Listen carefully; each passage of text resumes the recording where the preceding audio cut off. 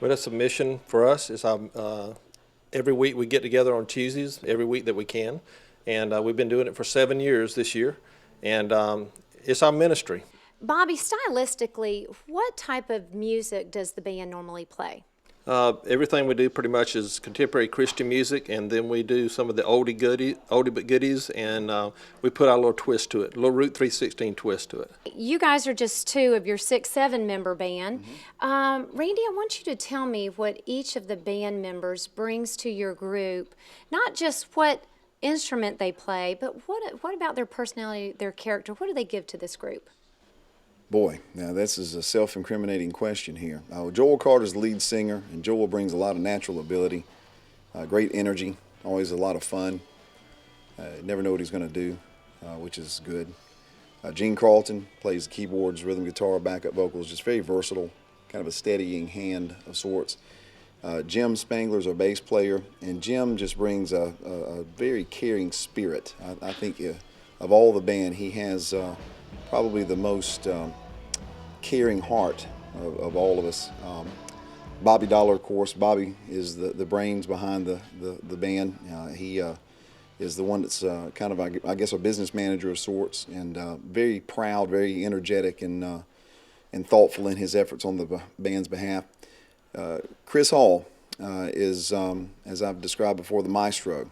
He is the musical coordinator.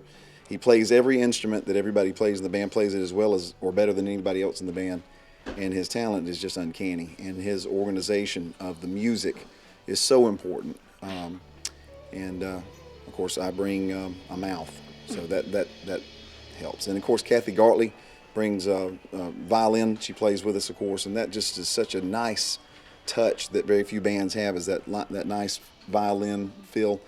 And then Tony Chapman plays with us as well at times, just depending on their schedules. And Tony, my goodness, plays the saxophone, flute, you name it. Again, very multi-talented, but all of them with a great giving, caring Christian spirit. And I think that's the tie that binds all of us together. All right. So, Bobby, would you say the same thing? Of course, I'm going to put you on the hot seat. Let's talk about Randy. What would you say, in your opinion, he brings to the band? He's an amazing musician, but more than that is his spirit and his Christianity. He is one of a kind. We use him out front as our front man to do all the speaking because he's good at it. But the main thing is just his Christian beliefs.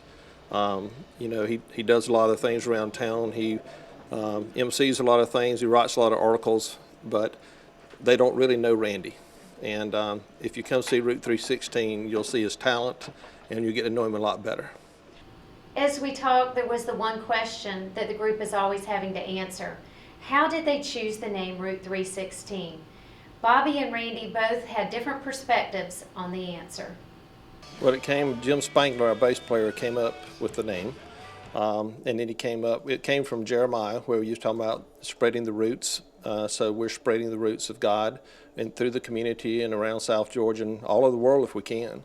And the other comes from John 3:16. Let me expound on what Sure. Bobby just said, because when I first heard the name, I got in the band after the band was formed. I'm the latest, I'm the newest kid on the block as far as the band's concerned. But I thought that it more reflected that these men were rooted in the spirit of John 3:16, and that was a foundation for the rest of the band to build on and to grow on. And like Bobby said, to spread through the whole community and hopefully beyond the community. You guys are always giving back to your community. You're really putting yourselves out there. The charitable concerts, how did that all get started? Well, we felt like we were not really doing what we wanted to do as far as giving back to the community. We found a niche where we needed to give back to the community in a way of fundraisers.